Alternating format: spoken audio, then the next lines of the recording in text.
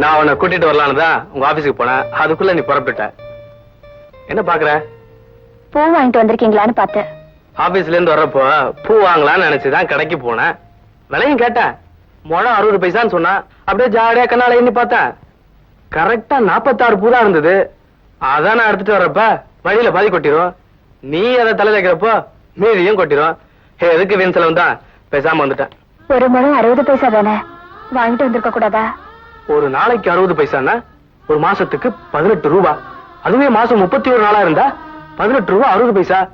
நான் சேர்க்க நினைக்கிற 25,000 ரூபாயில 18 ரூபா 60 காசு போச்சுன்னா, ஓ மை காட்.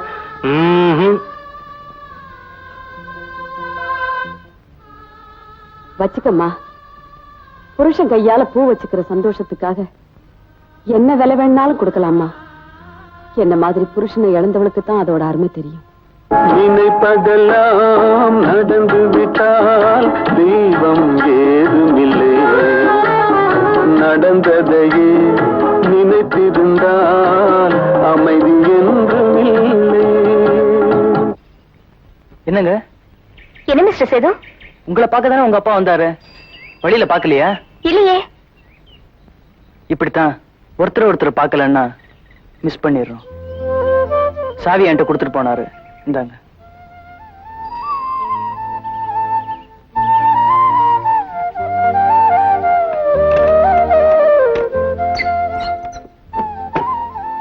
ஆபீஸ் போலீங்களா? உடம்புக்கு சரியில்லாத மாதிரி இருந்தது, மனசுக்கும் சரியில்லை. அதான் சும்மா அப்பாவை பார்த்துட்டு போலான்னு வந்தேன்.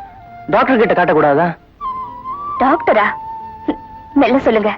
என் கணவர் காதுல விழுந்தா மயங்கி விழுந்துருவாரு. அவருக்கு 10 பைசா கூட செலவாகாம 30 நாளும் குடும்பம் நடத்தணும்.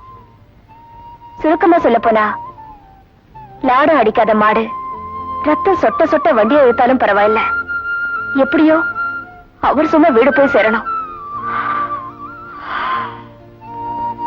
என் கதையை விடுங்க. உங்களுக்கும் தங்கத்துக்கும் எப்ப கல்யாணம்? சோரக்குடி திருவிழாக்கு போறப்போ போயிட்டு வந்து சொல்றேன்னு சொன்னீங்களே, பரவாயில்ல. நீங்க சொல்லாட்டி போனாலும் கூட, நீங்க போன கொஞ்ச நேரத்துக்கு அப்புறம் தங்கம் இங்க வந்தா, உங்களை கடை வச்சு கொடுத்ததுல இருந்து காணிக்க முடிஞ்சு கொடுத்த வரைக்கும் என்கிட்ட எல்லாத்தையும் சொன்னா. ஒரு பொண்ணுங்கிற முறையில தங்கம் மனசுல இருந்த உணர்ச்சிகள் எல்லாம் என்னால புரிஞ்சுக்க முடிஞ்சது. ஒருவேளை அந்த உண்மை தெரியாம போயிருந்தா நான் சுயநலவாதியா மாறி இருப்பேன். அப்படி என்ன? உங்க அப்பாவி தனத்தை பார்த்து முதல்ல அனுதாபம் ஏற்பட்டுச்சு. அந்த அனுதாபம் ஆசையா மாறிடுச்சு. ஆசை காதலா மாறுற நேரம் நீங்களாவது என்கிட்ட சொல்லிருக்க கூடாதா? தீபத்தை தூண்டிவிட வேண்டியவங்களே சும்மா இருந்தா அதுவா எரியுமா? தங்கம் ரொம்ப அதிர்ஷ்டக்காரி. தங்கம் என்ன பத்தி சொன்னதெல்லாம் உண்மைதான். ஆனா அவளை நான் கல்யாணம் பண்ணுவேன்னு நினைச்சது அவளா உண்டாக்கிட்ட கற்பனை. நான் உங்களைத்தான். என் மனசு வீணையா இருந்தப்போ அதை மீட்ட நீங்க வரல. இப்போ அது விறகு கட்டையா போயிடுச்சு. நீங்க படிக்கணும்னு நினைச்ச புத்தகம் கை மாறி போயிடுச்சு. ஆனா அதை எடுத்துட்டு போனவரு அதை படிக்கவே இல்லை.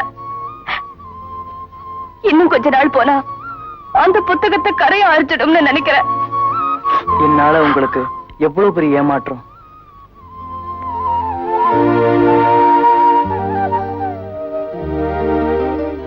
நான் உங்களுக்கு ஒரு அன்பளிப்பு கொடுக்க போறேன்.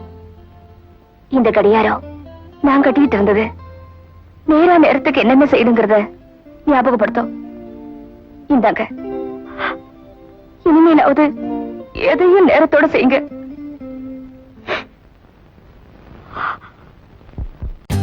For more updates, like, comment, subscribe to our channel. Hey darlings, గంటని click చేయడం మర్చిపోకండి.